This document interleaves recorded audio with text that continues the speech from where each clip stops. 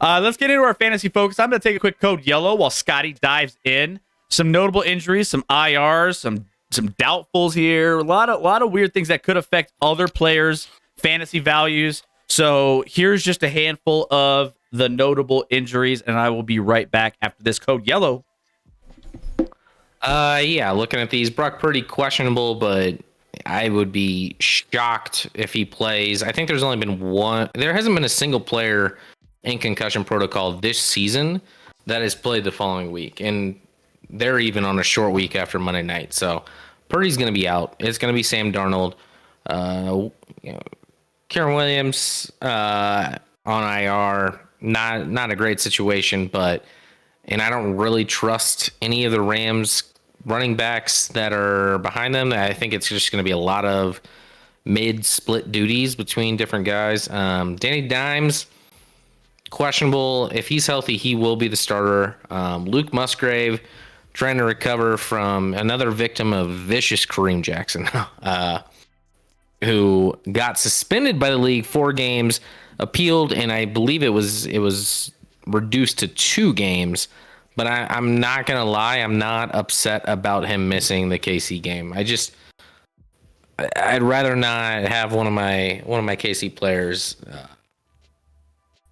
beat up or have a concussion due to Kareem Jackson laying his body on the line. Zay Jones, questionable or not, don't play him. Deshaun Watson ain't playing. He's a bitch. Justin Fields, he's going to be out.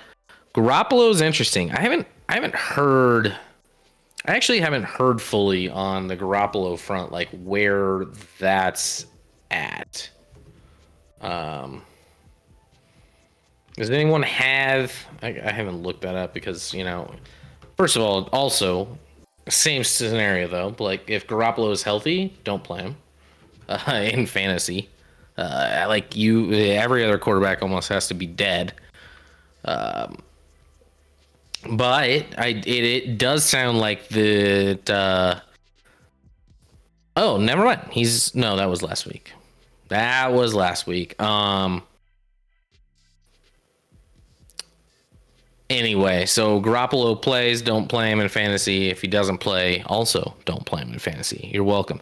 Freiermuth goes on the IR. Rec, I think you thought he was going to be returning, and then all of a sudden they put him on the IR. What happened there? Yeah, he was supposed to return then on Thursday because he re-injured. I think he re-injured the same thing. Put him on IR to. I'm pretty sure it was a leg injury, so those nagging injuries, you can re-injure them at any time. So it's like, all right, we'll just put you on IR and that for good. What the Bengals should have done with Pharaoh. Yeah. So with Freiermuth out, not that he's a great option, but there aren't a lot of great options at tight end. There's basically 5 startable guys at tight end in the league. And then Jerome Ford, who's going to be out. He had a high ankle sprain last week in the game for Cleveland. So Cleveland has to turn to good old Kareem Hunt. Who actually, that's going to be a nice pickup. Pick up Kareem Hunt in your leagues if he's available somehow still. Because that offensive line can block for anybody, and Kareem Hunt will be a nice option with Ford and obviously Chubb out for the season. So, and Ford, high ankle sprain with a running back, you're looking at least, he should be on IR. You're looking at least 4 to 6 weeks there. Is Daniel Jones being listed as questionable a status update or a performance grade? Both. No, his coach literally said today, the moment he's healthy, he will be playing. And it may not even matter who's played better. And to be clear, the Giants won 14-7 last week, okay? And lost, what did they lose? So, and they're hold on. Let me just be clear with this Tyrod Taylor nonsense, because it's becoming Cooper Rush 2.0. Good night, hometown. Good night. Tyrod Taylor, good night, hometown. Thank you. Don't insult our... Don't you dare insult our God like that. Tyrod Taylor in 2 starts has led the Giants to 9 and 14 points. All right. So they were at the 1 yard line twice. Pretty good. Pretty good. Yeah. And did they score? No. Nope. So They are averaging 11.5 points per game in the Tyrod Taylor era. So can we just chill the F out? You have to play Danny Dimes if he's healthy. That's who you're paying. That's who you think is the future. Whether that's accurate or not doesn't matter. You can't play Tyrod Taylor. Tyrod's not good. Danny Dimes is healthy. Tyrod's not good. Cooper Rush is not good. But Kenny Pickett is the worst quarterback in the NFL. He's not the worst, but he's not good either. Speaking of quarterbacks, let's dive into Cooper Rush is the GOAT. Let's get to the quarterback rankings here. Jalen Hurts coming in here at number 1, followed by Patrick Mahomes, Lamar Jackson at number 3, Justin Herbert, Josh Allen. Then bottom half of this list, we have Jared Goff, Tua Tagovailoa, Kirk Cousins, CJ Stroud, and Trevor Lawrence. Scotty. Yeah, highlighted here. Hey, credit where credit's due. Lamar played a phenomenal football game last week against Detroit, and it's been pretty damn solid the last few weeks. Minus some drops, could have had an even more monster game against the Steelers a couple weeks back. So he's playing pretty good football. They're trying, that Monken offense. They're slowly figuring it out, and they have, who does Baltimore have this week? Off the top of my head, I think they have a pretty favorable matchup, if I recall. Yeah, they're playing, and they're at Arizona. So should be able to have some nice numbers there. Kirk Cousins on this list. Kirk Cousins is number 2 in passing yards. We saw Jordan Addison have not that he's been pretty solid, but that now had a coming out party on Monday night against San Fran. That offense is going to put up numbers. He's not going to obviously get the rushing yards, but another matchup against the Packers defense that's decent, but they should put up some stats. CJ Stroud on the list. Mostly, CJ Stroud's been clearly the best rookie, and now he gets to an interesting matchup that we haven't talked about at all, Chris, because it's 3-3 Texans versus 0-6 Panthers, but it is a matchup of the top 2 quarterbacks going number 1 and number 2 in the draft, with CJ Stroud going 2, and of course Bryce Young going number 1 to the Panthers. So that'll be an interesting matchup that we haven't talked about, at least from the vantage point of do the Panthers have remorse yet? I think they already do. From what they've kind of said, it sounds like their coaches and GMs wanted to take CJ Stroud, and the owner got involved and forced the hand on Bryce Young, which obviously the owner's an expert. Josh. It was reported before that Josh McCown was all over Stroud. Well, yeah, he literally said, "Hey, when you're in town, let's play. When you move here, let's play pickleball together or something." I think it was pickleball. So yeah, he was all over him. We didn't talk about that game, and coincidentally enough, that was one of the games. On Sunday night, I shot you over a message. I want to lock in Houston -3 right now, because I was like, this line doesn't make sense. A Houston team, better quarterback. You got they're well coached, so on and so forth. And I'm thinking to myself, this line is going to go up over the course of the week. -3. It just seems too good to be true to get on Sunday. So I was like, lock it in. And it hasn't moved, which makes me think it's a complete trap game. And I'm just like, I was off of it. I literally, before our show started tonight, moved off of Houston -3, because it's just like, there's no way it should just be 3. It should be 3.5 or 4 maybe. And based off of CJ Stroud and his performance over the course of the season. But just side note there, but overall, CJ Stroud averaging 17.2 fantasy points per game this season, so very good over a rookie campaign. Who's he's playing really well. He's not turning the ball over too much.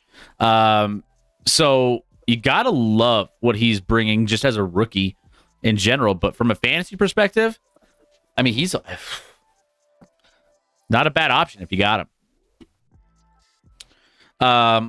Any other thoughts here on any of these quarterbacks? Kirk Cousins. No, a lot of familiar names. I think someone said Herbert's too high on this list. Yeah, probably. Yeah. Probably. I don't. I don't know. Josh Allen's probably too low, but like Josh Allen's. Oh, well, Evil says Allen's too high. Allen, even in these losses, Allen tends to put up points because he gets his rushing yards. And Cuban asked, "Where's Russ?" That's a good question. He's 11. Unfortunately, we don't have enough time in our show to preview the top 40 quarterbacks in fantasy this week. But he would fall somewhere in the latter part of that list, like somewhere in between 35 and 40, probably. He's coming in. There's only 32 teams in the league, so that's kind of where he falls. He just missed the top 10. He's coming in at 11 there. He's cooking at 11. Scotty couldn't fit him in. Mind you, 2 weeks ago, he did not throw for 100 yards against the Chiefs. So he does not. Somehow he doesn't make the list. Yeah. It's my quarterback. Yeah. All right. Well, let's move on to running back rankings. Christian McCaffrey carrying the load here for the San Francisco 49ers. Just pin him in at number one if he's healthy and playing. Yeah. And he's going against Cincinnati here. And he's, blowing away everybody in fantasy points by about 35 fantasy points. And he's averaging 4 more than any other running back. And he's just crushing. How does a running back that doesn't exist move up the list? Did you do this again? Didn't you do this with Austin Eckler before? Didn't you do Eckler before? Actually, I did. I didn't change. You just kept it there. I think because I looked at what I sent you and I'm like, no, I put a K in there. No, it's who. You're just sticking with Eckler. Eckler. It's his new name. Just we're sticking with Austin. He's taking all the L's. Eckler. Yeah. Taking all the L's because that's what the Chargers do. Someone was asking, do the Chargers just keep losing and they just charge you that much? Yeah, they do. And so does Austin Eckler for the Chargers as well. Speaking of lettuce, ETN. Eckler should have a big day. Eckler flew to the top of the list. Yeah, he did. It is close to Heller. Yeah. Helen Keller. It's like a combination of those. We got Breece Hall coming in at number 4 here, though, on our running back ranking, Scotty. Yeah, Breece is slowly, obviously coming off the ACL from last year, slowly getting more and more carries, and now they're coming off a bye week. I think he's a full go, and Breece Hall is one of the most talented running back. He is a crazy talent. So while the offense isn't great, so like you worry about touchdowns and stuff, but he breaks some long ones. So Breece Hall, I think, is firmly entrenched in a top 5 running back moving forward this season, in my opinion.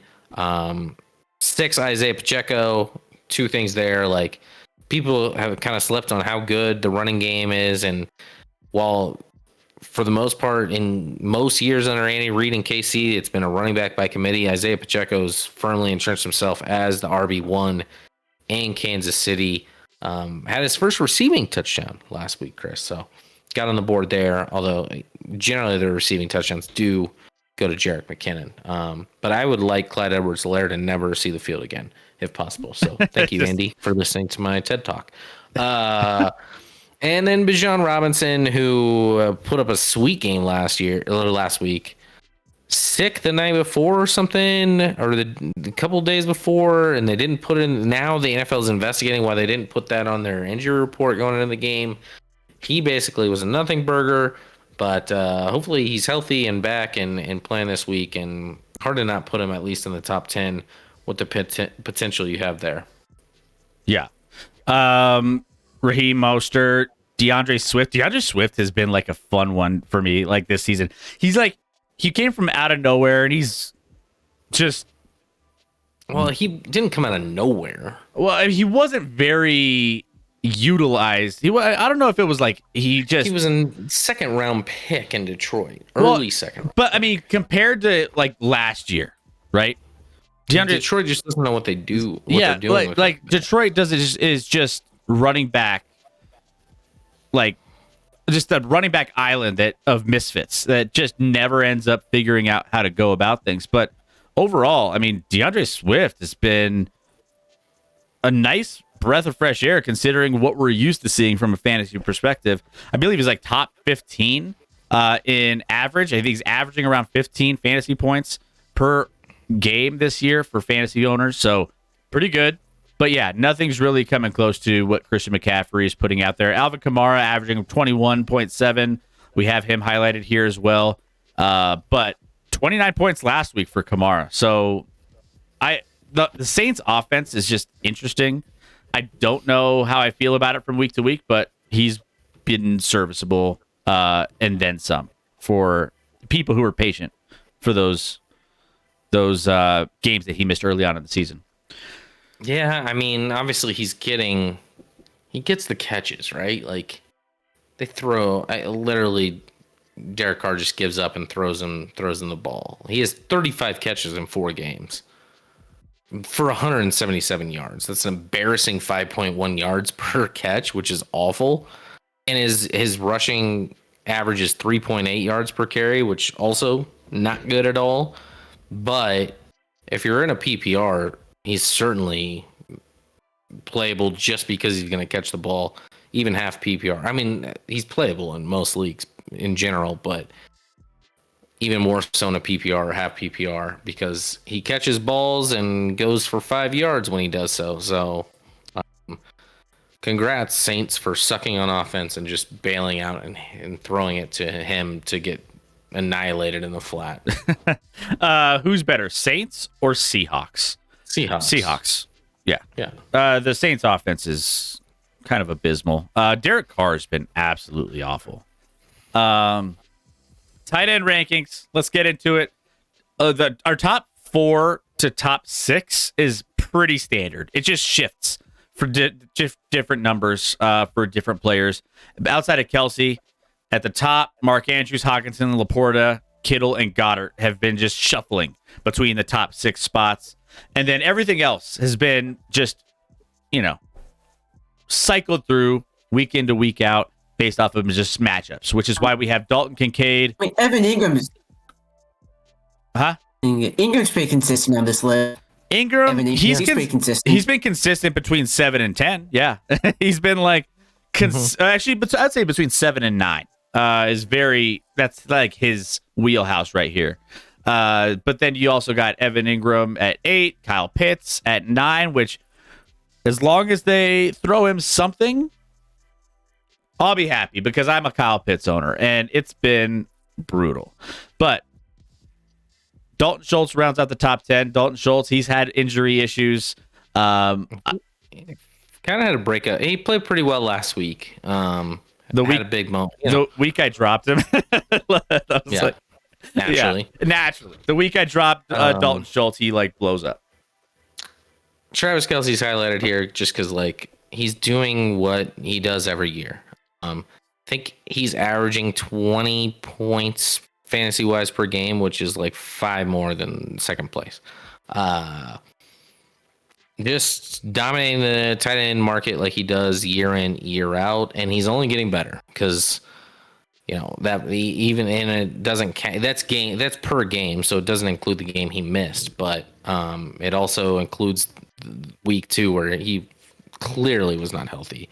But he had a buck 40 at half last week, and is trending in the right direction. And of course, there's the whole idea of he averages way more yards receiving when Taylor's in attendance, which I think they're a little too small of sample size on both accounts, especially on Taylor not attending because it's 2 games. But something to look at. Yep. Long term, maybe if Taylor's in attendance, he gets a little more looks, a little more touches, plays a little harder. I don't know. He plays hard every week. Dalton Kincaid. I said Dalton Schultz. I meant Dalton Kincaid played well last week. For Buffalo, kind of have a coming out party. Kyle Pitts been recently 2 of the last 3 weeks, I think scored, got a touchdown. And frankly, if you're just looking for that at the tight end position, if you can have your tight end score a touchdown, you've had a good week at the tight end spot, unless you have Travis Kelce or maybe Mark Andrews, maybe those top 4 guys. It maybe stretches to 5, but literally it's a wild card week to week after after the top, 3 to 4. So tight end position's rough. It's just rough. What about Taysom Hill? Taysom Hill is like borderline close to getting on this list. I'm not joking. Taysom Hill last week had 16.8 fantasy points, by the way, and for a New Orleans offense that isn't very good. So maybe Taysom Hill gets a little bit more run and makes our list next week. He's hurt. Evil asks, why no Waller? I don't like the matchup against the Jets. I think the Jets can take away Waller pretty well, and I don't love the matchup there. So that's why no Waller. Is Javonte Williams worth starting? No, probably not. No. I mean, they've been giving the ball to McLaughlin a lot, and they seem to. The split is probably not in his best, especially against the Chiefs defense. I don't know. There's just too many factors of splitting carries, one, against a good defense, two. I mean, if he's the only running back that's not on a bye left on your roster and you have to start him, yes. Otherwise, no. Yeah, because Javonte Williams, I mean, he's averaging around 8 fantasy points per week. He had 12 last week against Green Bay, but that was a Green Bay defense that was just like, this Kansas City defense could be well versed in stopping. They already got one game against the Broncos. They know they have some tape on them, so they'll probably be able to be a little bit more efficient in stopping the run. Maybe a flex role. He has 0 touchdowns this year, Chris. 0, yeah, correct. No touchdowns. If he's, I would say, flex option if you're desperate. So if desperate, who starts in fantasy between 2 Broncos running backs? I would. McLaughlin's has the home run. I think he has more of a home run factor than Javonte. But again, he's only put up 11 fantasy points over the last 2 weeks. So find someone on the waiver wire. Don't start either, please. See if you you got to go with a heartbeat on the waiver. I would lean Javonte, but I don't love it. I don't know. It's tough either way. I like my scenario. What's your scenario, Evil? In one team league where I only have one player available is Javonte Williams, then yes. Oh yeah. And even then, I probably just shut down the league. Speaking of wide receivers. Why did I? Yeah, I went in a weird. I went in a weird order with this one. I was gonna make sure if I figured it was just in the wrong order because we have not done wide receivers. Yeah, wide receivers. But here we go. We have Tyreek Hill, AJ Brown, Cooper Kupp, Stephon Diggs, Keenan Allen on the front end of this list. Amon-Ra, Jamar Chase, Brandon Ayuk, who you were talking a lot about earlier, being their guy if you had to build around. So he's coming in number 8 here.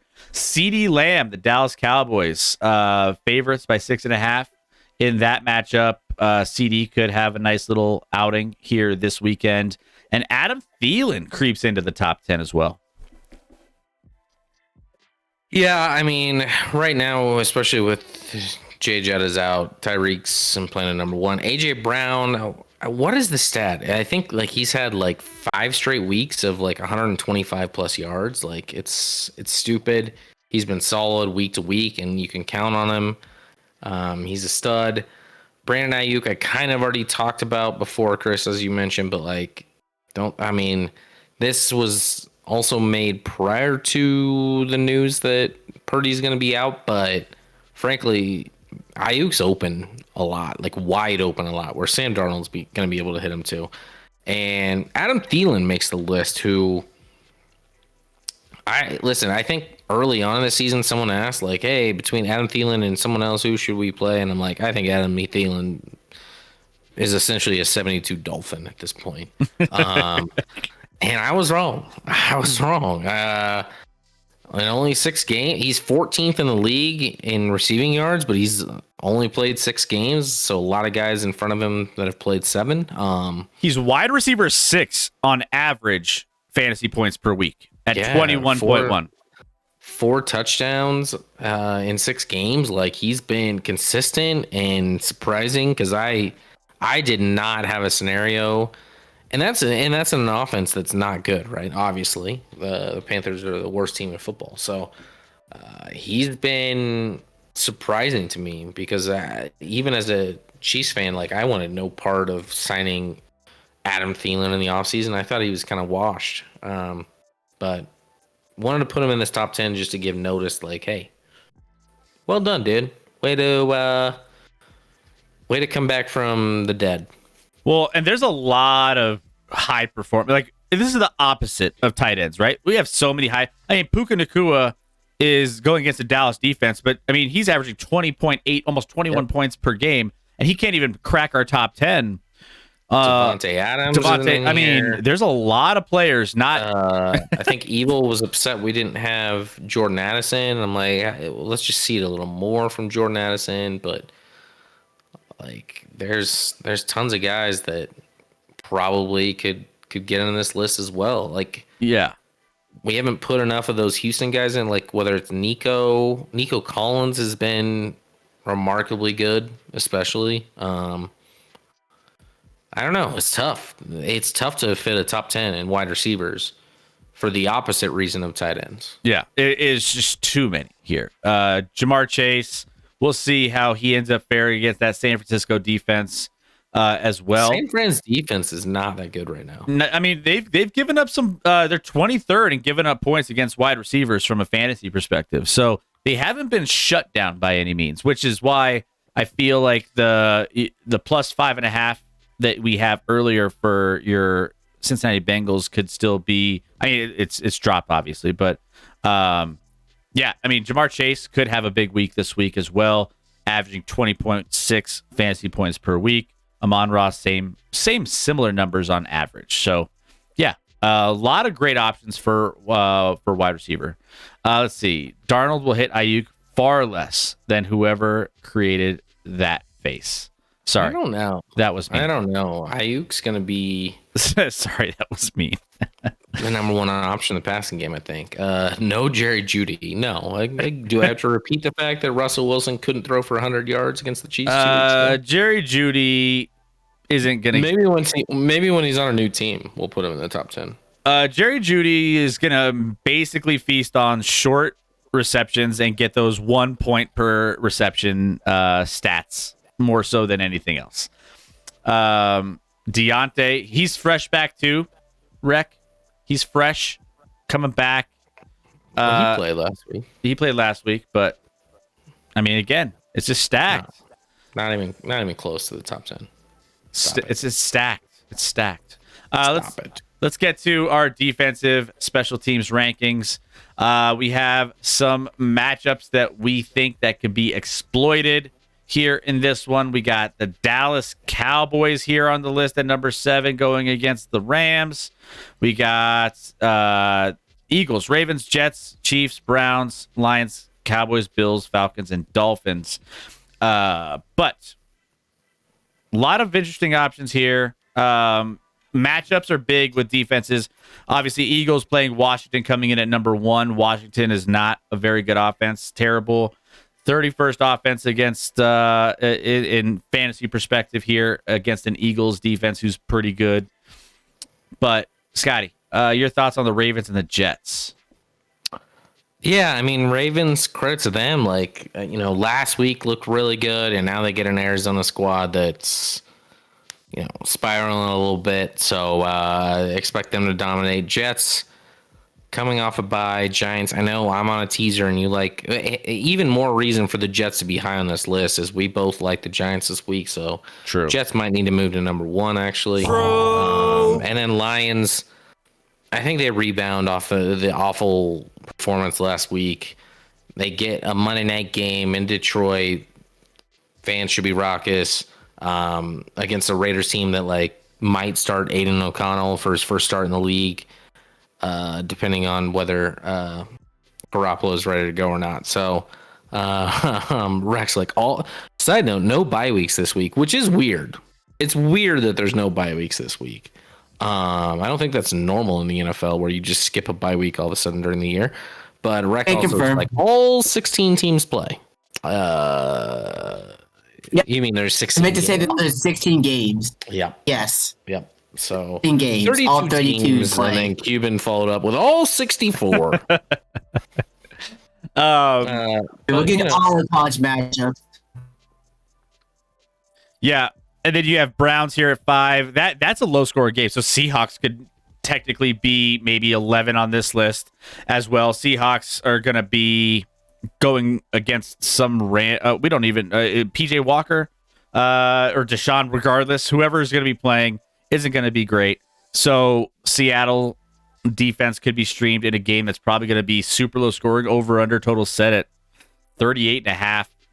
That could which I might lean under in that one too.